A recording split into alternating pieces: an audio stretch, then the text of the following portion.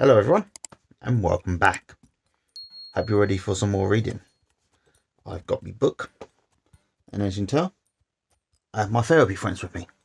So without further ado, shall we begin? Excuse me, making weird noise there.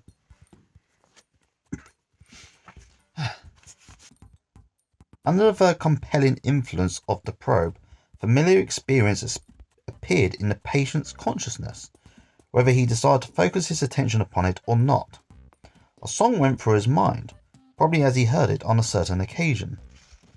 He found himself a part of a specific situation that progressed and evolved just as the original situation did.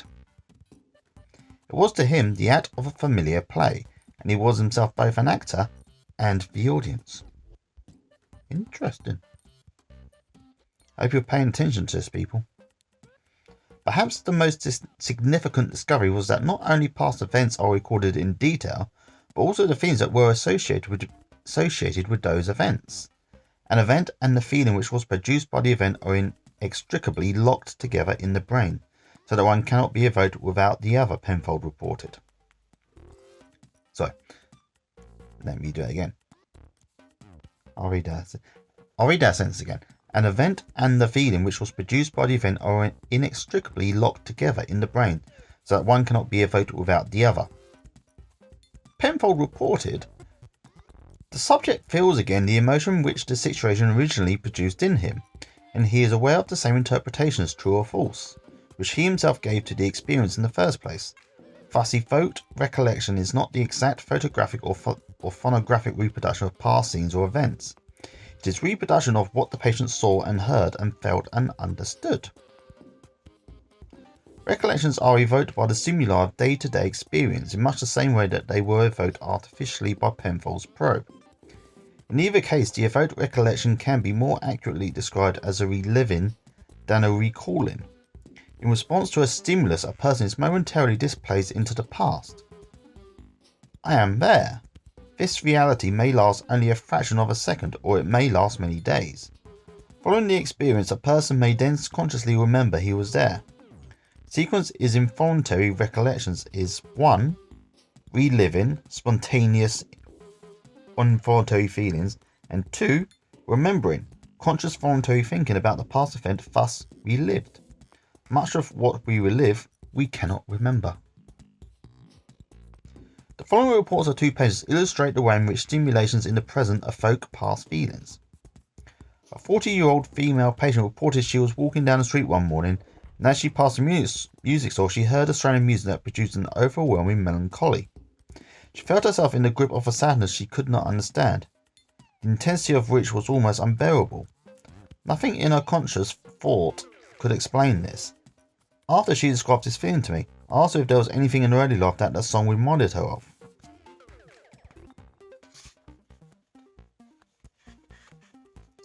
She said she could not make any connection between the song and her sadness. Later in the week, she phoned to tell me that as she continued to hum the song over and over, she suddenly had a flash of recollection which she saw her mother sitting at the piano and heard her playing this song.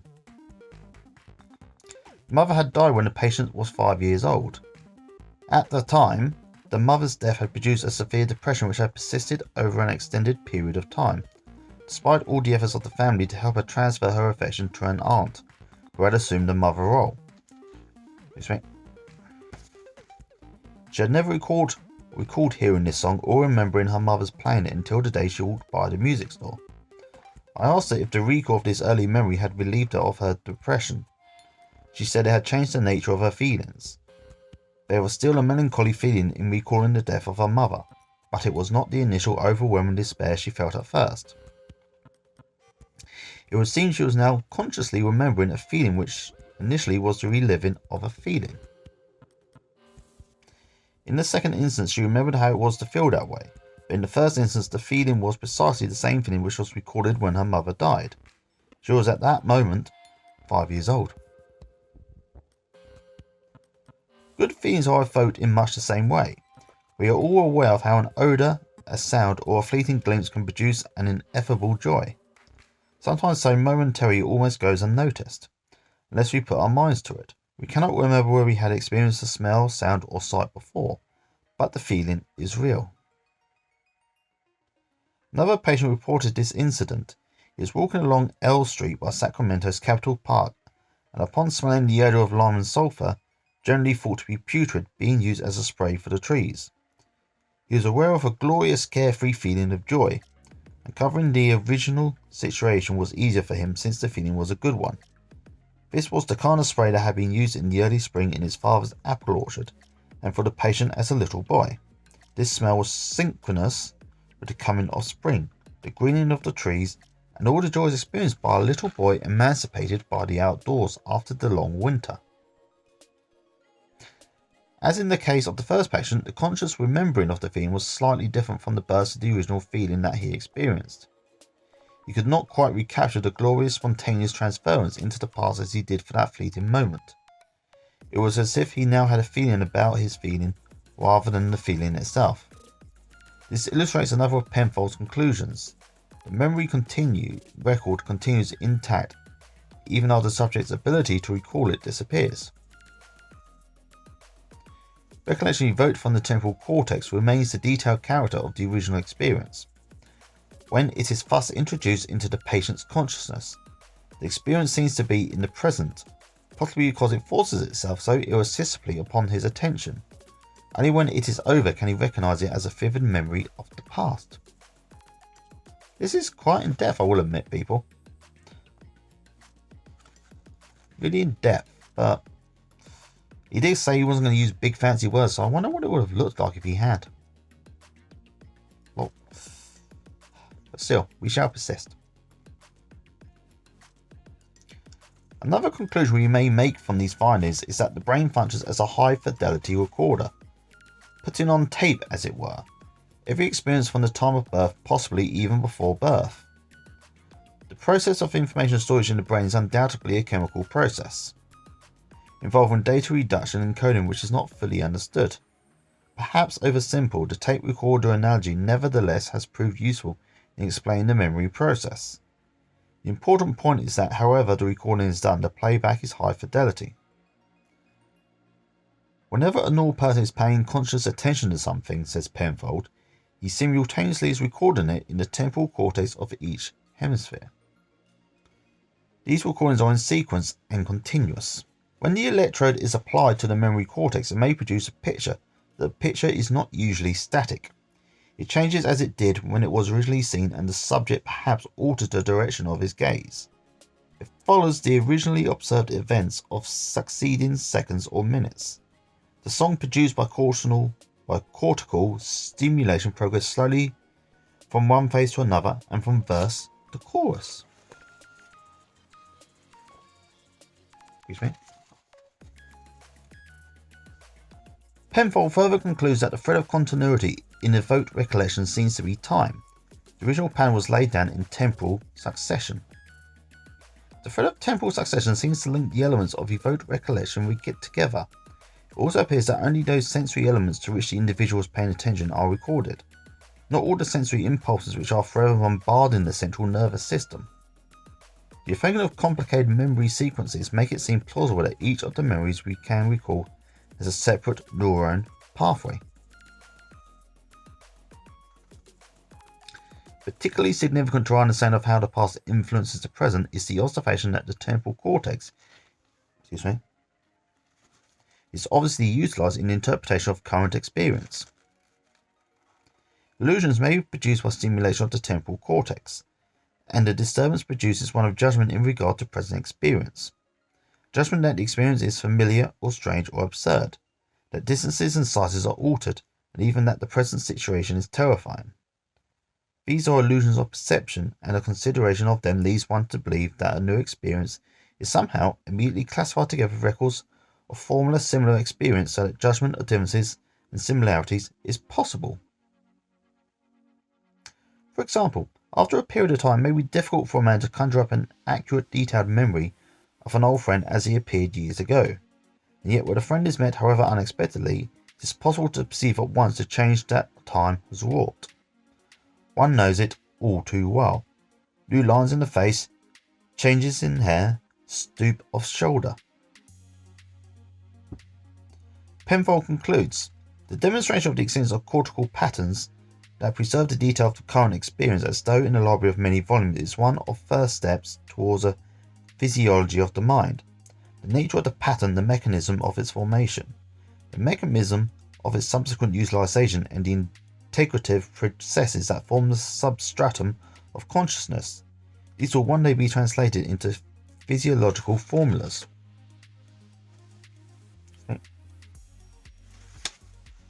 The itching's coming back, I've noticed, lately for my videos. Not sure why. On to the next page. Dr. Lawrence S. Kuby of Baltimore, one of the nation's prominent psychoanalysts who was among the discussants of Penfold's paper, said at the conclusion of the presentation, I'm profoundly grateful for this opportunity to discuss Dr. Penfold's paper, because of the enormous stimulation which the paper itself has given to my imagination. Indeed, it has kept me in a state of ferment for the last 2 weeks, watching pieces of a jigsaw puzzle fit into place and a picture emerge to throw some light on some of the work which I have been doing in recent years. I can sense the shades of Harvey Cushing and Sigmund Freud shaking hands over this long-deferred meeting between psychoanalysts and modern neurosurgery through the experimental work which Dr. Penfold has reported. Sounds nice. Excuse me. In summary, we may conclude, the brain functions as a high-fidelity tape recorder. The feelings which were associated with past experiences are recorded and are inextricably locked to these experiences. 3. Persons can exist in 2 states at the same time. The patient knew he was on the operating table talking with Penfold. He equally knew he was seeing the 7-Up bottling company and Harrison Bakery. He was dual in that he was at the same time in the experience and outside of it, observing it. 4. These recorded experiences and things associated with them are available for replay today in as vivid a form as when they happened and provide much of the data which determines the nature of today's transactions. These experiences not only can be recalled but also relived. I not only remember how I felt, I feel the same way now. Penfold's experiments demonstrate that the memory function, which is most often thought of in psychological terms, is biological also. We are not able to answer the age-old question of how the mind is attached to the body. It is pertinent, however, to refer to the rapid progress being made in the field of genetic research as to how heredity is programmed within the RNA molecule. Sweden's Dr. Holger Hayden has reflected. The capacity to recall the past to consciousness can certainly be expected to reside in a primary mechanism of general biological validity.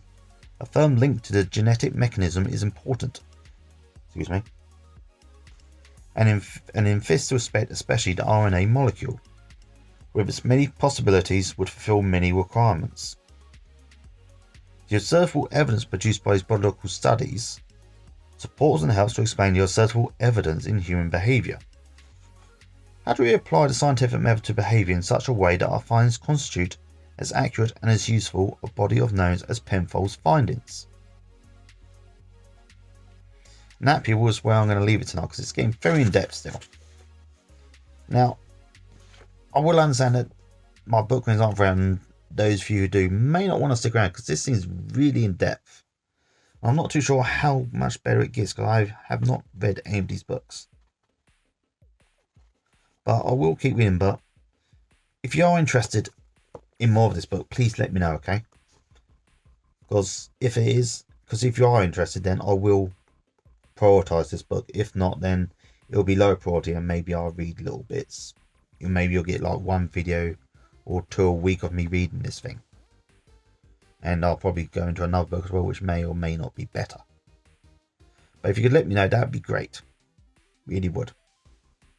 So until next time, people, I'm going to go to sleep. And hopefully sleep. And until next time, take care of yourselves. Bye.